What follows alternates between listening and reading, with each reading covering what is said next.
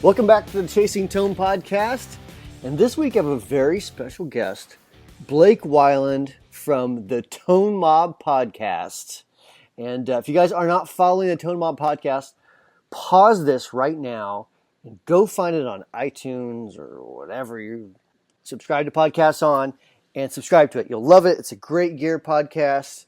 Thanks for being on the show, man. I'm very happy to be here. It's really kind of a trip because I've mentioned this to you before. It'd be nice to talk normal. That's cool. That's handy on podcasts usually. So people can hear my perfect enunciation. You know what? Just type it out to me real quick. We'll be fine. Okay, I'll send it to you. Well, can we close caption a podcast? Is that possible? I don't think it works there very well. So we'll figure it out. There's technology for that. We can Snapchat it or something. I don't know. Anyway, where I was going is like something I've told you before is it's really a trip for me to like be on the show because your show is one of the reasons that I started doing a podcast. Because it was just like I really enjoyed the Chasing Tone stuff. Never missed an episode, that's probably the only podcast I can say that I've never missed an episode on. And you consume the audio or the video version most? The audio, definitely. I'm an audio podcast guy because I have a long commute both ways, and so I have lots of opportunity to consume audio media and very much enjoy podcasts and very much enjoy gear. Therefore, gear podcasts are my jam. What are the gear podcasts do you listen to? That's the where I was going next. Unfortunately, there's not that many of them, right. Hence why I started mine. The other one I listen to is 60 Cycle Home, of course. Those guys are great. Love those guys. Those guys are awesome. They helped me out a ton at NAMM, and they've been super, super rad. Ryan and Steve, they've both been on my show. Mm-hmm. So yeah, that's probably my biggest one I listen to. And then I just recently started getting into Guitar Nerds, which I don't know if you're familiar with that show or not. I am familiar. I have it. I'm subscribed to my phone, and I don't drive that much because my commute is like about a 3-minute walk across the road to the barn. Right. So I mean, like, if I'm going to like the next town up is like Greenwood, which to 99.9% of the people listening to this, that means nothing. It's 30 minutes away. So if I have to go, like watch my kids' lacrosse game or, pick up my kids from school or something like once a week, then I have some time I can listen to podcasts. But I subscribe to so much. Then I'm like, what do I listen to? What do I listen to? So I have to kind of pick and choose. And so it's on there. I will get to it. I just haven't yet. So I just recently started listening to it. I'm not 100% sure on the backstory to it, but it's a bunch of Brits and that are also gear nerds. And so they're sitting around talking about gear and making fun of each other. And it's been pretty entertaining, the couple episodes I've listened to so far. Other than that, that's pretty much it as far as like strictly gear related ones.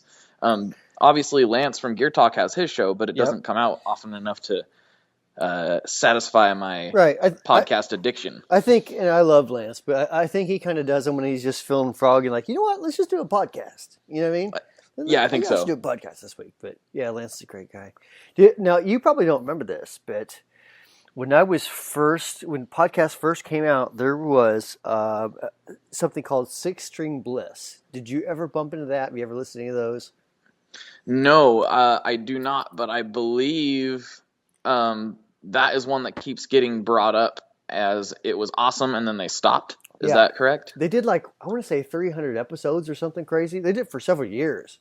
And I think you just get burnt out talking about basically the same subject all the time, Right. So, and I think that's kind of what happened to them. They're like, we started this when we were younger. We've been doing it for a few years, and we just want to do something else. I don't know. I don't know those guys at all, but if I had to guess, it's either that or they decided to take up ballroom dancing. What are the other? Well, either way, they could start a ballroom dancing podcast. Why You know, not? and they may have a Six String Bliss ballroom dancing podcast. I don't know. I'm not into the ballroom dancing myself. I can barely like walk straight in a straight line, so dancing is out of the question. Oh, I hear that. My dancing is it's not good. It's not good. Bad, bad, bad. We just will leave it at that. And All I right. don't think there's any videos, or maybe very few videos. Mhm. So let's not let those get public. All right. It's ugly. So at the risk of boring everyone listening to this, Mm-hmm. at least both of them.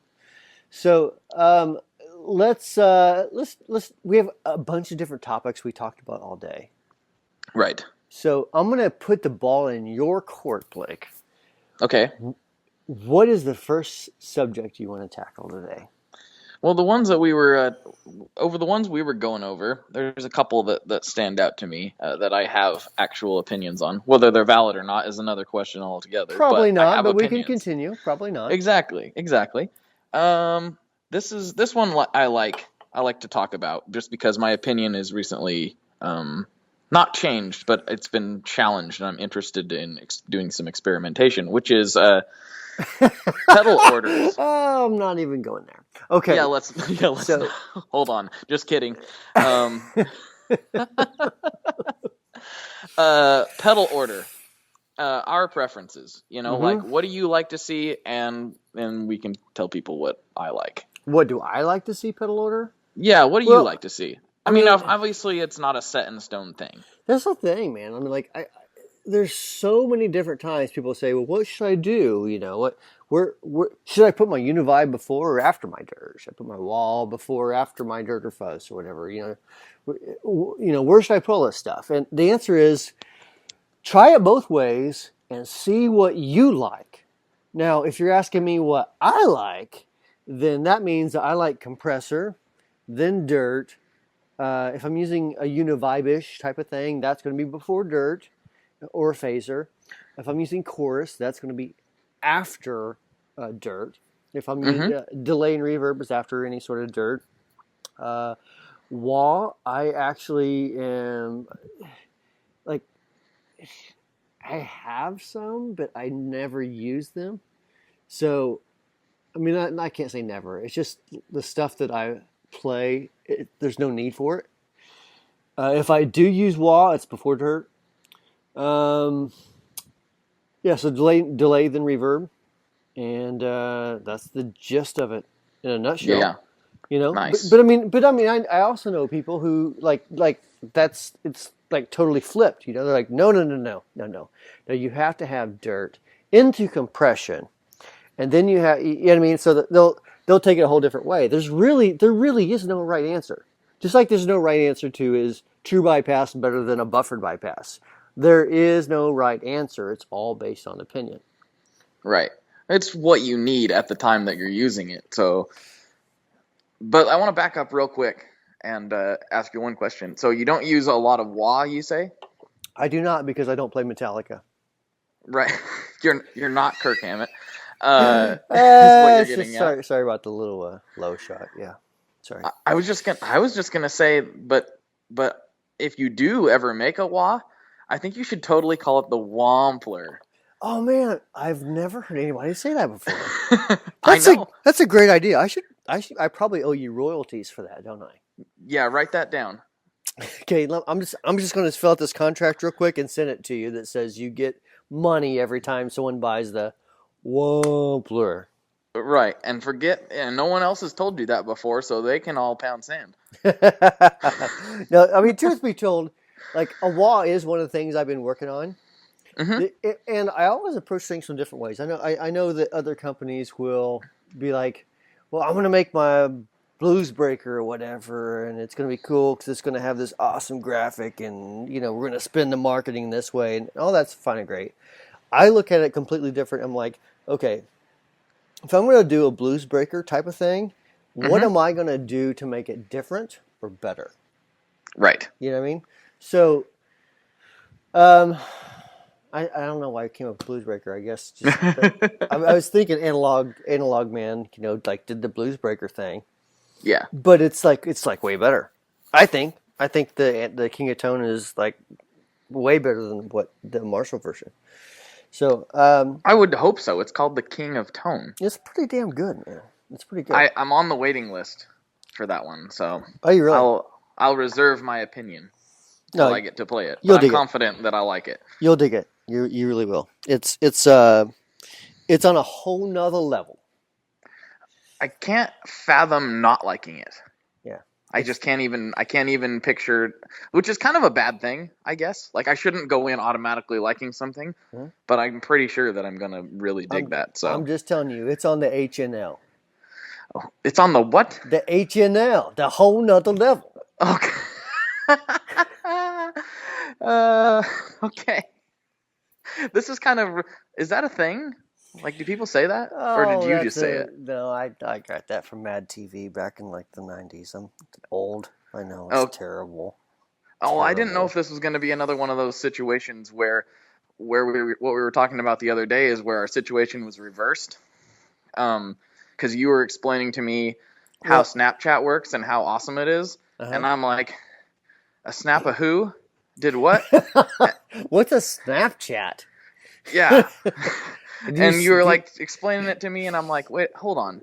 Isn't this reversed? Like, isn't this backwards? Because I'm in my 20s, and I should know how this works, but I'm totally, utterly confused by it. It's but actually, not anymore. I'm starting to figure it out. But yeah, it was actually, and I will be honest with you, you totally threw me for a loop. 'Cause like, dude, aren't you in your 20s? Like, isn't this your thing? You know what I mean? Like, is like you're supposed to be telling me that I'm doing it wrong. No. I honestly was completely baffled by it until you and a couple other guys, Grant from Big Ear, helped me out too. And Grant's awesome. So So just as a side note, what's your Snapchat name? The Tone Mob. Like that's what I put out for all of my social media stuff, which it would have just been Tone Mob. But since I went for Instagram first, because I actually understood how that worked without ever using it, I just got it. Like, people like to see pictures. Oh, duh. Of course, that makes sense. Right. But some lady had the name Tone Mob already wrapped up, and I was like trying to figure out. I don't know who she is, but it didn't have anything to do with Guitar Tone. She was just like eating ice cream and hanging out with her family. And I'm like, I don't understand how this has anything to do with guitars or tone, but I guess I'll be the Tone Mob. You should have sent her like threatening letters. That's what I would have done, you know. Is that what you do? You send a lot of threatening letters out? All the time. I find people that, like I find little old ladies that have names for their crochet products that I like, and I'm like, ha! I'm gonna sue you because we want the ego compressor. So I'm sorry, but I guess it doesn't work that way. But good try. So let me throw in my little plug here. So mine is. And get your pens out. I'm going to pause a minute for dramatic effect because you're probably going to need to write this down. Okay. It's Brian Wampler. All one word, no spaces, no underlines, no dashes, no asterisks, no anything. Oh, yes. It's Brian Wampler. There you go. And so everybody can add Brian Wampler and the Tone Mob on Snapchat and watch our weirdness that... we're doing. And I'm constantly experimenting. So like, what was it? Last week, I think I was doing some tutorials on, not a tutorial necessarily, but some examples on miking things and how moving mics changes things. And you know what I mean? So I try to bring value there as well. So it's not just, and there is some of this too. It's not just me making stupid faces and being an idiot. There's plenty of that, but there's also some value there where I'm like, hey, here's what's going on. I would like to incorporate some DIY stuff into it as well. That's also in the plan. Ooh. So I really want to take the Snapchat stuff, even though like it's not as big as like Facebook or Instagram with a lot of our users, but I think it will be. And so I really want to like provide value to people that they want. So because Snapchat is very much more like person to person to person to person. You know what I mean? Yeah. Whereas like Instagram's like, hey, here's my cool picture, and like, 500 people or whatever like it, but you'd never hear anything that they say about it, Where right. Snapchat is like, you're kind of communicating back and forth, and it can be like just text, it can be pictures, it can be video. So I don't know, it's kind of cool. Yeah, it's really interesting. Yeah. I was like, this is dumb. This is really dumb. And then I got, into it just a little bit, just like started to figure it out, and it just kind of like a light bulb went off. I was like, oh, okay. Here's what will bring it all together. When you follow your favorite artist, like Miley Cyrus or something, and she's totally my favorite. I know she is. Great guitar tone. So you send her a snap, and she snaps you back. You're like, and is that what you do? That's well, it's either that, it's usually that with Miley Cyrus or Britney Spears. It's a toss up between which one has the better guitar tone. I don't know. So well, I think Britney's old news at this point. She's like buffered bypass. Miley's true bypass, and that's what we really need more of these days. Yeah, Miley. Yeah, I could see where you're going there, but when I was your age, Britney had it going. Oh, you know what I mean? When you were my age, Britney was like, you should be like arrested. She was... I don't remember. At some point, she put out like her first song, and I was like, oh yeah, but yeah. Oh no! And that's when the cops start knocking on my door. Hello, Mr. Wampler. We can't let you within 500 feet of a Chuck E. Cheese's. No, I'm just totally decent, man. Of course. All right. So, Blake, why did you let us stray from talking about tone so much? I know you have this Miley Cyrus thing going on, but it needs to stop. Well, if you had listened to my show or been on it like you have, you will know the topic is often off. Like you guys chase tone around here, we chase the topic on my show, which I guess you guys have had similar adventures in the past. In the Travis Feaster days, yes, and I love Travis, but in the Travis Feaster days, it was a lot like the Tone Mob. Actually, it was a lot like the Tone Mob. Like it was a lot like talking with you. Where we just we find a topic and then it goes way off in left field, and then we bring it on back and we do something that brings value. So okay, bring it on back. All right, let me bring it on back because I didn't talk about pedal order at all. I totally derailed that conversation entirely. That's fine. It made sense. We got some goodness. We got some gems in there. That's fine.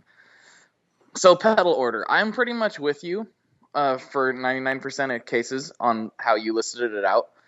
I personally don't use a compressor very often because I usually have a lot of dirt going on, and that's compressed enough for what I'm doing. And you're a big fuzz guy too, right? Oh yeah, I love fuzz. Well, no, it's kind of strange because I love fuzz. I'm obsessed with it. I collect fuzz. I play lots of fuzz by myself. When I'm playing with my band or writing music, it doesn't generally, don't get me wrong, there's fuzz, but usually it's more straight ahead rock and roll overdrive type tunes. So it's kind of weird that I'm obsessed with fuzz, but I just am. But anyway, yeah, there's lots of flavors of overdrive, usually a couple fuzzes. So my compression's usually very well covered at that point. But what I was talking about the other day is I had Hank Donovan on my show, and he runs effectsbay.com and Rattlesnake Cables and what's his other one? Pedalfinder.com, which is kind of new. Yeah, I'm familiar with all those. Yeah, cool. So he's a super cool dude, and he gave me a great idea for trying something. He has this matchless, I can't remember which model, that he really loves the drive sound out of. And he has a couple different, things in the chain, but one thing he does is really different. He built this basically, I'm not sure how you would, it's like a volume pedal kind of with like a treble bleed circuit in it, sort of. But it's not a volume pedal like an expression type one. It's just a stomp box. So hold on. So I'm trying to wrap my head around this. A volume. It's a volume treadle though, right? So you can rock it back and forth to get more volume, less volume, right? No. Unless I understood him wrong. It has like set levels in it. So maybe if I explain to you how he uses it, it'll make sense. Okay. So he's got his amp, set up so where it's distorting, and then he has like two stages. I hope I'm not totally slaughtering what he told me, but this is how I'm remembering it. He's got like two stages on this pedal setup, to where when he hits the first stage, it drops the volume down without like actually rolling the volume on his guitar back. And then it has like a treble bleed circuit in it, like you would put in a guitar, so it doesn't cut out all the high end when his volume drops down. Right. And so he uses these various stages in this pedal to control his overdrive on his amp. Like, he kind of described it as like an underdrive sort of situation. Yep, so you're limiting the volume going into your amp, therefore you get less gain. Yes, exactly. Why not just use your guitar volume? Because he didn't want to like, he has a bunch of guitars.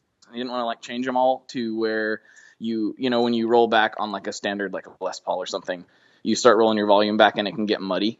Unless you put a bright cap in there. Unless you put a cap between lugs 2 and 3, yeah. Exactly. And then he didn't want to do that to all his guitars all the time. So I thought it was interesting. Well.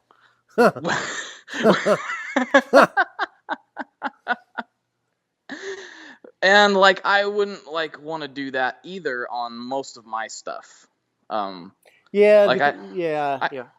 have an old 55 Junior that I wouldn't want to touch, but it's still, I love that guitar and play it all the time. A pedal like that could come in handy. So, I mean, I thought it was cool. I thought it was interesting. I don't think most people do that, so I thought it was cool. I mean, it's definitely interesting. I mean, there's definitely a niche for it for sure. You know what I mean? Yeah.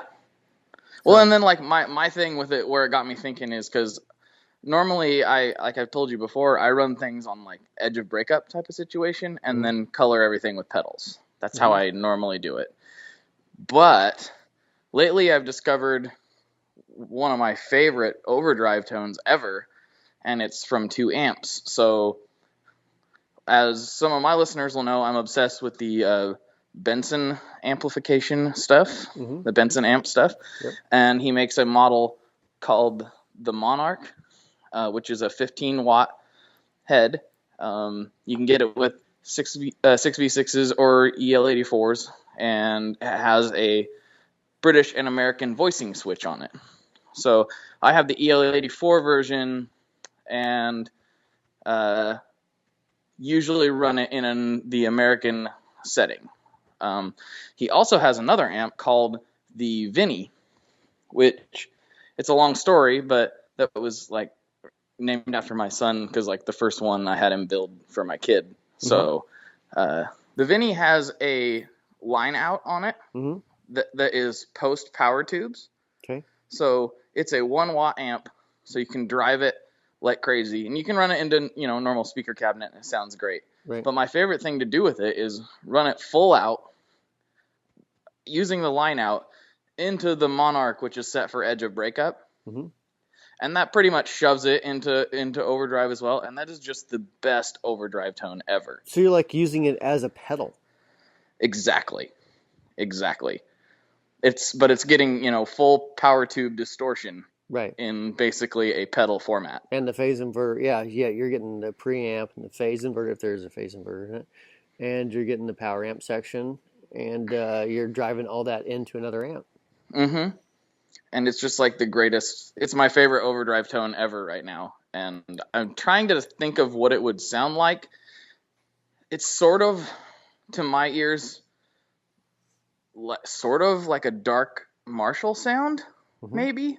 That's probably a terrible comparison, because it's not exactly, but it's like a tweed and a Marshall had a baby and made this sound. It's weird, but really nice. I hear. So it sounds like a wall. Wow, wow, wow, wow.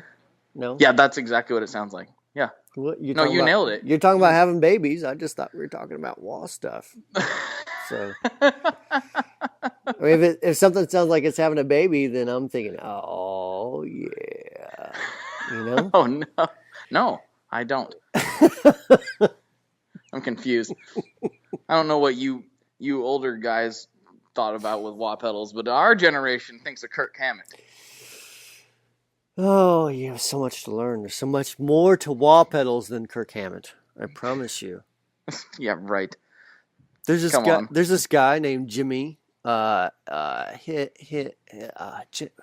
with an H. Hendrix, I think. That did Who? some. He was not very well known, but yeah, he did some stuff with walls that was pretty groundbreaking. Yeah. Interesting. Yeah, whatever, old man. I'll decide who's groundbreaking. Oh. You had your Jimi Hendersmith or whatever. We have our Kirk Hammett. You just let us have it. You're more than welcome to have it. You know, I mean, it's this is all I'll say on the subject. It's not every day that a real guitar player starts a pedal company. Okay, no, And not this again. I'm just again. glad that someone finally decided. A real guitar player finally decided to start a pedal company. I'm happy. I wish him the best. That's awesome. Congratulations. I just wish we could stop marketing his stuff for him at this point. I don't mind. Okay. Actually, I mean, I've not played it or actually seen one in person, but I have no reason to think that Tube Screamer he came out with was, it's probably a pretty decent thing, I would think. It is. My big beef with that, honestly, to be totally honest, I mean, I'm kind of being an asshole about the Kirk Hammett thing, just to be a jerk. But right. The real truth is that if I was Kirk Hammett and I was going to run a pedal company, my first pedal would not be a Tube Screamer.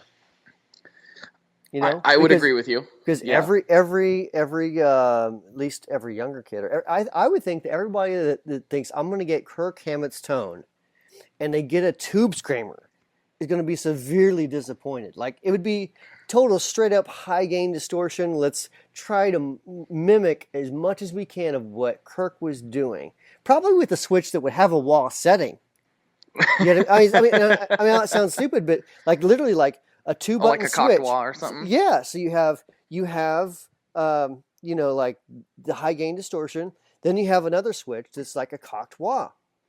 You know what I mean? Like I would try to mimic everything that he does, and not everything, but the biggest portion of what his tone is, which is high gain and it's hard clipping. It's not Tube Screamer at all. Now I understand that everybody that demos that I've seen so far has demoed it into a dirty amp. Guess what?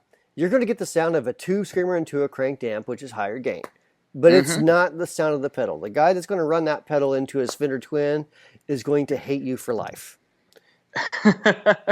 Yeah, that's not going to sound... I mean, it's going to be closer to Stevie Ray than it's going to be to Kirk Hammett. Right. Not that it would be SRV, but you know what I mean. Yeah, if you're into the Tube Screamer thing, it's going to nail it. But if you're into a high grain, that's and on farm talk today we don't. No, if you're into a high gain sort of thing, Tube Screamer ain't it, brother. It ain't it. No, it's I mean, a lot of metal guys do use Tube Screamers, but it's just like you say, they're running it into a dirty amp or maybe another high gain distortion or something. And they're using it to kind of like tighten up that sound. Yep. A lot of guys do that.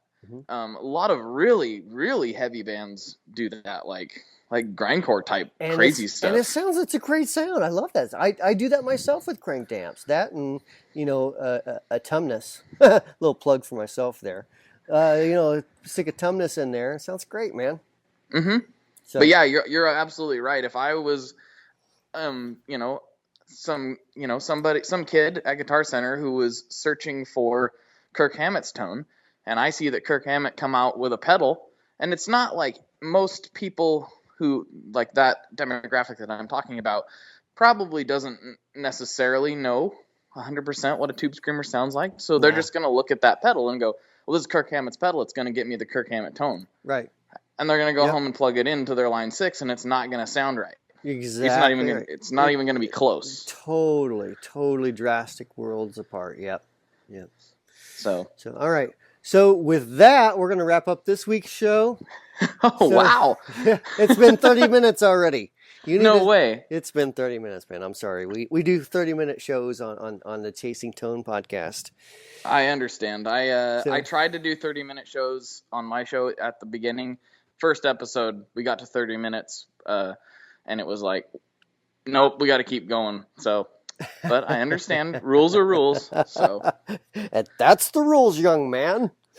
All right. So everybody yes, out there, everybody out there, make sure you hit up the Tone Mob podcast. Check it out. Subscribe to it. You'll love it. I promise you, it's the second best show on. It's the second best gear podcast out there. Oh, wow. That's awesome that you would say that. Mm-hmm. That makes me feel good inside. You're welcome. So, like, 60 Cycle Hum's number 1, I'm number 2. I would have put you at number 2. 60 but, cycle. you know. 60 cycle isn't number 1. No. Oh, you? Justin Bieber, dude. Justin Bieber. All right. I will stop rambling for now. All right. For now. So we'll see you guys next time. If you haven't subscribed, make sure you if you haven't subscribed. If you've stumbled on this, make sure you subscribe. Yes. Put a link into the iTunes. Go to iTunes and put a good review up for us. Don't put a bad review. Put a good review up. I already did my part. I already reviewed this thing. Well, thank Tell you what. Oh. I reviewed the heck out of it, and I said this is the greatest thing since sliced bread. That gives me warm fuzzies. I don't know if sliced bread is actually that great, though. It's kind of plain and bland. That's kind of a put down, actually, now that I think about it. No. You got to come out of Indy. You got to come to Portland. The bread game is on point, as the kids say over here. Well, I'm in the Midwest in Indiana, and it's like Wonder Bread. That's it. Yeah, I had a garlic sourdough sandwich today, so. And now I hate you. All right. I'll let you wrap this up. All right. Shut up now. All right. So thanks, guys, and we'll see you not see you, but we'll talk to you next week. Thanks for listening. Bye.